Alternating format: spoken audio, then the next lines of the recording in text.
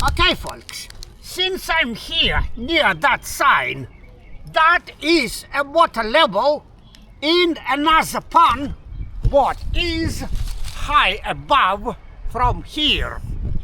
Looks like there is no scuba near air box in that area. No bubbles. So I'm good to throw my camera and land it near air box.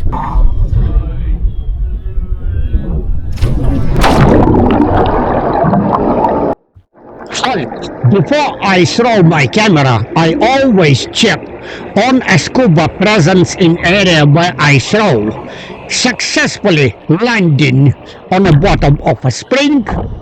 Some team of students with instructor coming. They very close to a bottom. Fish loves that.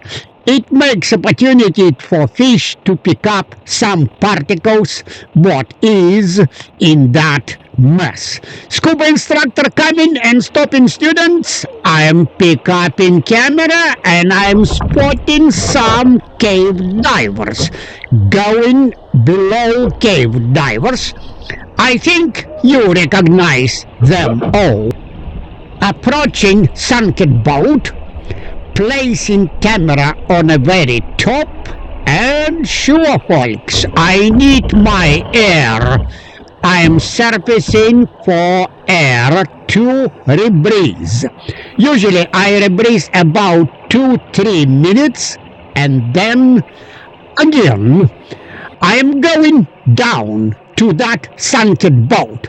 Folks, I request administration a history on that boat, a name of the boat, at what year it was sunk down. But okay, I'm talking too much. Let's go inside and see what is inside of that boat.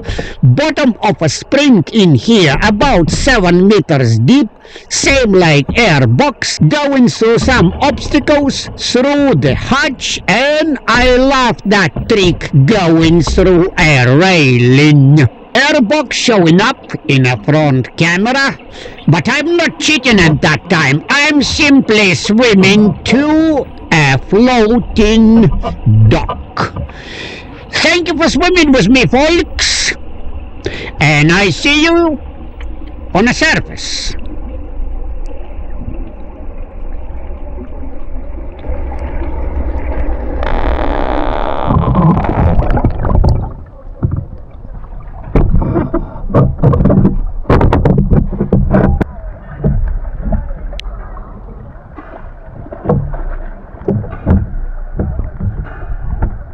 Okay, folks, and now I'm done.